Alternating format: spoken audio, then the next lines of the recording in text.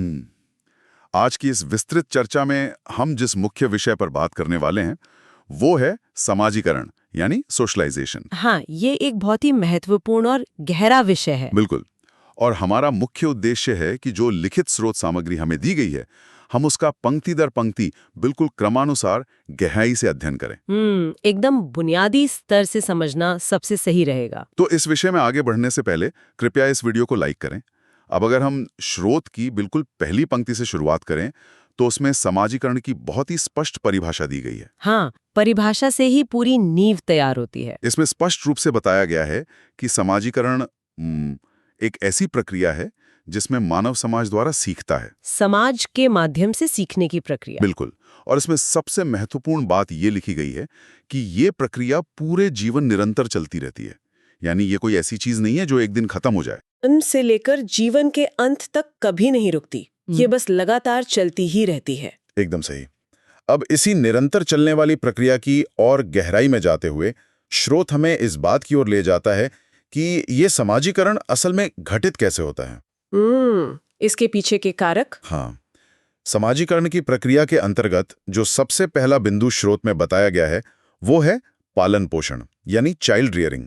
हाँ, शुरुआत तो घर के माहौल से ही होती है। बिल्कुल। और स्रोत बहुत ही स्पष्ट शब्दों में कहता है कि एक बच्चे के समाजीकरण में उसके पालन पोषण का सबसे ज्यादा प्रभाव पड़ता है। ये सबसे बड़ा कारक है। ये तो बहुत ही स्वाभाविक है क्योंकि पालन पोषण ही सबसे पहली सीढ़ी है। और इसका परिणाम भी स्रोत में बहुत सीधे तौर पर बताया गया है। उसमें लिखा है कि यदि बच्चे का पालन पोषण अच्छे तरीके से नहीं होता है तो उसका असर उसके भविष्य पर पड़ता है। हाँ, नकारात्मक असर तो पड़ेगा ही। स्रोत के अनुसार ऐसे बच्चे को आगे चलकर समाज के साथ समायोजन यानी एडजस्टमेंट करने में कठिनाई महसूस होती है। मतलब अगर नींव कमजोर हो तो बाहरी दुनिया के साथ तालमेल बिठाने में परेशानी आना तय है। सही कहा। अब पालन पोषण के बाद स्रोत एक अगले बहुत ही दिलचस्प बिंदु पर बढ़ता है जो है सहयोग या कोऑपरेशन। सहयोग, हाँ, समाज में रहने के लिए ये बहुत जरूरी है। स्रोत बताता है कि बच्चा एकांत में कुछ नहीं सीखता बल्कि समाज के सहयोग से ही वो समाज का एक वास्तविक हिस्सा बनता है। समाज का साथ उसे आकार देता है। बिल्कुल। इसमें एक बहुत ही प्राकृतिक चक्र का वर्णन है। शुरुआत में बच्चे को अन्य व्यक्तियों का सहयोग मिलता है। हाँ, बचपन में वो पूरी तरह दूसरों पर निर्भर होता है। और स्रोत बताता है कि जैसे जैसे उसे ये सहयोग मिलता जाता है एक समय ऐसा आता है जब वो खुद भी दूसरों को अपना सहयोग प्रदान करना शुरू कर देता है। तो ये एक तरह का लेन देन है। कैसे एक बच्चा पहले समाज से सहयोग प्राप्त करता है और फिर उसी व्यवहार को सीखकर समाज में वापस लौटाता है। एकदम सटीक विश्लेषण है। अब इस सहयोग की भावना के अलावा स्रोत सीखने के एक और बहुत ही प्राथमिक उपकरण की बात करता है जिसे अनुकरण कहा गया है। अनुकरण यानी नकल करके सीखना। हाँ, स्रोत स्पष्ट करता है कि अनुकरण का अर्थ नकल करके सीखना ही है। इसमें बताया गया है कि बच्चा बड़ों की बातों की नकल करके सीखता है। हाँ, बच्चे अक्सर बड़ों के हाव भाव और बोलने के तरीके की हूबहू नकल उतारते हैं। बिल्कुल। और स्रोत कहता है कि इसी नकल करने की प्रक्रिया के माध्यम से ही वो धीरे धीरे समाज का एक हिस्सा बन जाता है। समाज में घुलने मिलने का ये सबसे आसान तरीका है उनके लिए। लेकिन सीखने की इस प्रक्रिया को दिशा देने के लिए समाज कुछ अन्य औजारों का भी इस्तेमाल करता है। स्रोत का अगला बिंदु है पुरस्कार एवं दंड, जिसे हम रिवॉर्ड एंड पनिशमेंट कहते हैं। हाँ, नियम सिखाने के लिए ये तरीका हर जगह अपनाया जाता है। स्रोत के अनुसार जब कोई बालक समाज के स्थापित आदर्शों और मान्यताओं के अनुसार व्यवहार करता है तो लोग उसकी प्रशंसा करते हैं और यही प्रशंसा उसका पुरस्कार है।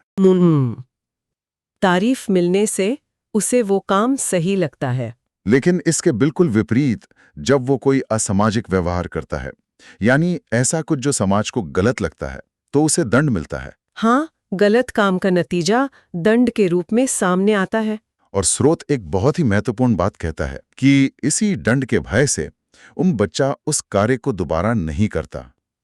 डर उसे दोबारा वो गलती करने से रोक देता है। यहाँ हम एक सादृश्य का उपयोग कर सकते हैं। जिस प्रकार किसी ढांचे में ढलने के लिए बाहरी दबाव की आवश्यकता होती है, ठीक उसी प्रकार यह समाज प्रशंसा और दंड के माध्यम से बच्चे के व्यवहार को आकार देता है। बिल्कुल। इससे ये साफ हो जाता है कि डर और प्रशंसा दोनों ही व्यक्ति को सामाजिक नियमों के भीतर रखने के बहुत ही महत्वपूर्ण उपकरण है। सही बात है। अब इन उपकरणों को समझने के बाद स्रोत हमें ये बताता है कि ये नियम असल में लागू कौन करता है। वो समालीकरण इकाइयों के प्रकार यानी एजेंसीज ऑफ सोशलाइजेशन की बात करता है। जो संस्थाएं या लोग इस प्रक्रिया को चलाते हैं। हाँ, स्रोत के अनुसार बच्चे के समाजीकरण में मुख्य रूप से 2 एजेंसियां काम करती हैं। पहली है सक्रिय एजेंसी या एक्टिव एजेंसी। सक्रिय यानी जहां सीधा संपर्क होता हो। एकदम सही। स्रोत स्पष्ट रूप से बताता है कि इस सक्रिय एजेंसी का बच्चे पर सीधा प्रभाव पड़ता है। सीधा प्रभाव यानी सीधे तौर पर बातचीत और सिखाना। मैं स्रोत में दिए गए इसके सटीक उदाहरण पढ़ता हूं। इसमें शामिल हैं परिवार, दोस्त, पड़ोसी, रिश्तेदार, स्वास्थ्य, क्लब और स्कूल। हाँ, इन सभी जगहों पर बच्चा सीधे लोगों से जुड़ता है। इसके तुरंत बाद स्रोत दूसरी एजेंसी का वर्णन करता है, जिसे निष्क्रिय एजेंसी यानी पैसिव एजेंसी कहा गया है। निष्क्रिय एजेंसी। स्रोत के अनुसार इसका बच्चे पर सीधा सीधा प्रभाव नहीं पड़ता। इसके लिए जो उदाहरण दिए गए हैं वे हैं पुलिस स्टेशन, सार्वजनिक पुस्तकालय, रेलवे स्टेशन और एयरपोर्ट। यह बहुत ही स्पष्ट है।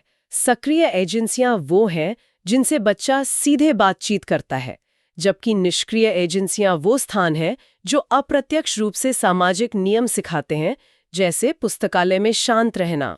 एकदम सही निष्कर्ष। समाजीकरण की इन एजेंसियों को समझने के बाद स्रोत सामग्री अपने अंतिम खंड की ओर मुड़ती है, जहां समाजीकरण की मुख्य इकाइयों का जिक्र किया गया है। हाँ, जो सबसे मुख्य संस्थाएं हैं। इसमें सबसे पहला स्थान परिवार को दिया गया है। स्रोत बिल्कुल साफ शब्दों में कहता है कि समाजीकरण का आरंभ परिवार से ही होता है और यह सबसे पहली इकाई है। क्योंकि जन्म के बाद परिवार ही बच्चे की पहली दुनिया होता है। परिवार के बाद बच्चा जिस दूसरी मुख्य इकाई का सामना करता है वो है विद्यालय, स्कूल, जहां असली बाहरी दुनिया से परिचय होता है। हाँ, स्रोत के अनुसार विद्यालय में बच्चा स्नेह, सहयोग, कर्तव्य निष्ठा और दूसरों के साथ समायोजन करना सीखता है। स्नेह और सहयोग के साथ साथ अपनी जिम्मेदारियां समझना भी। बिल्कुल। और विद्यालय की इसी इकाई के भीतर स्रोत अध्यापक के योगदान को एक विशेष महत्व देता है। इसमें लिखा है कि बच्चे के सामाजिक विकास में अध्यापक का महत्वपूर्ण योगदान है। हाँ, शिक्षक की भूमिका बहुत बड़ी होती है। इसके पीछे का कारण स्रोत ये बताता है कि बच्चे अध्यापक को अपना आदर्श मानते हैं। वो अपने टीचर जैसा बनना चाहते हैं। और क्योंकि वे शिक्षक को आदर्श मानते हैं, इसलिए छात्रों में शिष्टता, धैर्य और सहकारिता के गुण विकसित हो जाते हैं। मतलब शिक्षक का आचरण बच्चों के भीतर सीधे तौर पर सकारात्मक गुणों का संचार करता है। एकदम सही। अब इन सभी इकाइयों पर चर्चा करने के बाद स्रोत अपने बिल्कुल अंतिम बिंदु पर आता है, जो है खेल यानी स्पोर्ट्स। हाँ, खेल का मैदान भी तो बहुत कुछ सिखाता है। स्रोत बताता है कि खेल केवल मनोरंजन नहीं है, बल्कि वे मानसिक, शारीरिक और संवेगात्मक विकास के साथ साथ सामाजिक विकास में भी बहुत बड़ा योगदान देते हैं। शारीरिक विकास के साथ साथ सामाजिक विकास भी। हाँ, स्रोत से अनुसार जब बच्चा टीम में रहता है तो उसमें सहयोग और अनुशासन की भावना आती है। टीम में रहकर दूसरों के साथ काम करना आ ही जाता है। लेकिन इस पूरे हिस्से में जो सबसे विशेष बात पर जोर दिया गया है वो ये है कि खेल में हारने के बाद भी बच्चे को अपने संवेगों यानी इमोशंस पर नियंत्रण रखना पड़ता है। हार को बर्दाश्त करना सबसे मुश्किल काम है। और सिर्फ इतना ही नहीं, अपने संवेगों को नियंत्रित करने के साथ साथ उसे विजयी टीम को बधाई भी देनी पड़ती है। ये तो सच में खेल का मैदान असल में भावनाओं को नियंत्रित करने और हार को स्वीकार करने की एक बहुत बड़ी सामाजिक प्रयोगशाला है। बहुत ही सटीक बात कही है आपने। तो अगर हम आज की इस पूरी विस्तृत चर्चा का एक संक्षिप्त सारांश निकालें, तो हमने स्रोत के आधार पर देखा कि कैसे परिवार की पहली इकाई से लेकर खेल के मैदान के अनुशासन तक समाजीकरण एक कभी न खत्म होने वाली प्रक्रिया है। बिल्कुल, ये जन्म से लेकर जीवन के अंत तक एक निरंतर यात्रा है। और इस चर्चा का अंत करते हुए मैं इसी स्रोत के तथ्यों पर आधारित एक गहरे विचार को सामने रखना चाहूंगा। जरा उन निष्क्रिय एजेंसियों के बारे में फिर से विचार कीजिए जिनका जिक्र हुआ था। जैसे कि रेलवे स्टेशन या एयरपोर्ट। हाँ, ये स्थान कितनी शक्तिशाली भूमिका निभाते हैं, जहां बिना किसी से सीधे बात किए या बिना किसी सीधे प्रभाव के भी व्यक्ति एक बड़े सामाजिक तंत्र का हिस्सा बन जाता है। एकदम सच है। वहां कोई प्रत्यक्ष संवाद नहीं होता, फिर भी इंसान कतारों में लगना, शांति बनाए रखना और एक विशाल व्यवस्था के नियमों का पालन करना अपने आप सीख जाता है। यही इस निरंतर चलने वाली प्रक्रिया की सबसे बड़ी ताकत है।